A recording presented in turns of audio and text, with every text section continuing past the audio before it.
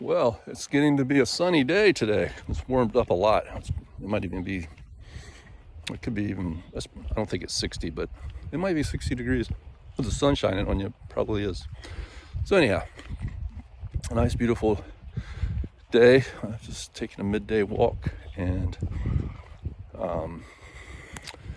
just thinking about how it's important to tell young people in this day and age that society has just always had some element to it that where it wanted to rip people away, for lack of a better word, or pull people away, or remove people from the idea that they can rest in the comfort of close friends and family and organizations like a church that are, I guess we would say, more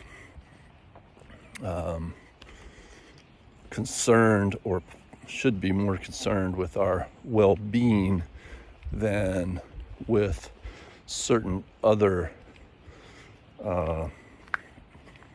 societal values that media and often times government institutions and other types of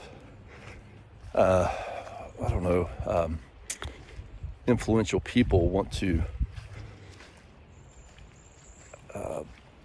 convince us of. So going back through the history of mankind and other intelligent animals, you can see that the most core group of people, or relatives to the support of one another is of course your tribe, your close tribe, your family. And like say in the dolphin world, the pod, right? They have a pod, and then as those animals mature and get older, they can go find another pod. I'm not sure if that's how it works with dolphins, but with a lot of animals, as they mature and they get full grown, then they go and they will sometimes intermingle with other pods or packs. Like wolves will do that, things like that. But during the hard times, they rely on their pack or their pod or their whatever group that they're in. And that's essential, because at the end of the day, if we get outside of our basic needs being met, and we don't support each other, and we start relying on outside entities, outside of the ones that are close to us and share our beliefs and that sort of thing, we can get persuaded, A, to do things that aren't in our best interest, and B, the human brain, and any other animal too, but the brain will become very destructive for itself. It will not be able to focus physically. That it changes, and it has a very hard time focusing on what will bring it, lower its anxiety and bring us our back to a good sense of thinking, and so that we can establish some sort of successful plan to move forward. So society, there's a big element of society, more and more so, that tries to pull people away from this idea that the family and the close old friends are by all measures the strongest source of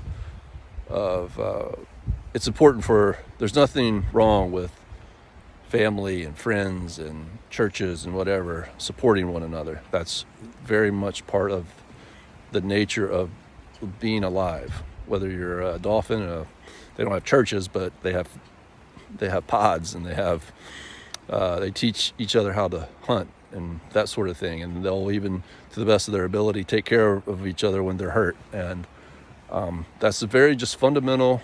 It's nothing complicated. However, there are certain very strong, influential elements of our society and media and whatnot that, for whatever reason, and it's not just new, but it's particularly strong these days, want to undermine those basic things, health and wellness.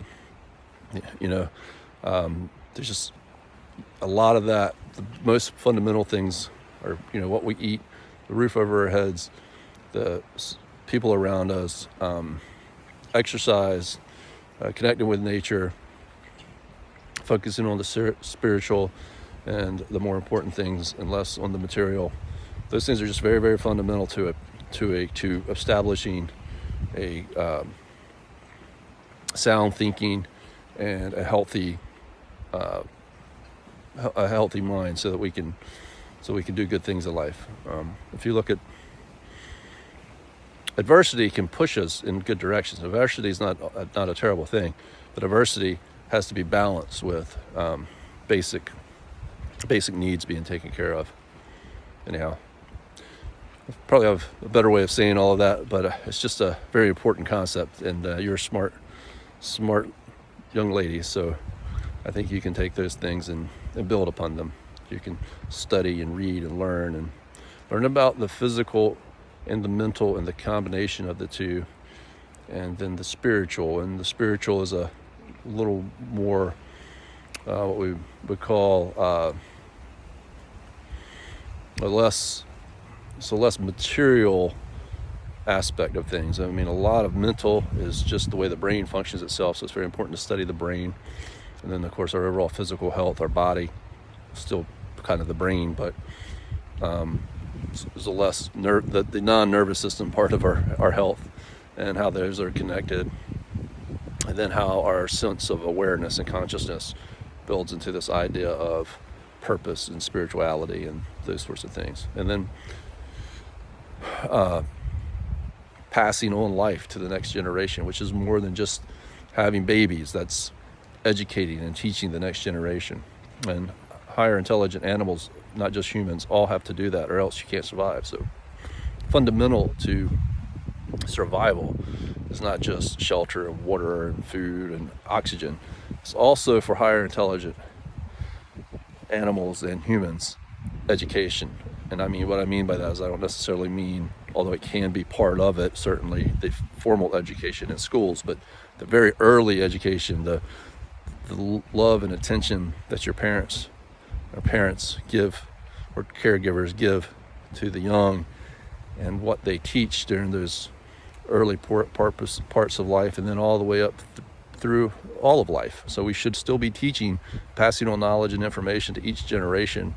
It doesn't just stop in childhood. However, that is extremely important period of time. And it's like that with dolphins too. If dolphins don't teach their young how to catch their food, the dolphins, it's too complicated. They're too big of animals. They're not just going to automatically learn how to survive. So it's important that we pass this knowledge along from generation to generation. As you see older people in business, for example, they take on interns and new employees, and they pass that knowledge on to those people, and then those people learn, and then it's a profession for them. So it doesn't just stop when we're young. It goes all the way through life. And younger people can teach older people too. It doesn't always have to be. It's just usually experience plays the role of knowledge gain and to pass it down. But that's not always the case. Once we start to get to a certain age, there's plenty of times where young people learn things because it's a vast world and with lots of information, and they can teach older people just as much as older people can teach younger people. And everybody has to keep an open mind, and that's very important too. And then young children, they are very spiritually connected. So little young boys and girls like you have a lot to teach older people, or to remind older people what life's all about. And that's extremely important too. It's hard for little kids to know that they're influencing older people as much as they do, but you have a tremendous influence because you're more of a spiritual point in your life and an imaginative point of your life.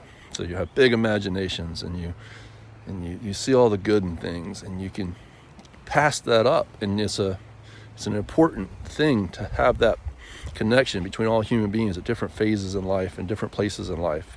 And don't let the world make you think that those things aren't important to humans. Some groups just want you to believe in them because it benefits them. They profit from it. They get more control from it. And that's not what humanity's about. That's not what being alive is about. It's about being you. I love you.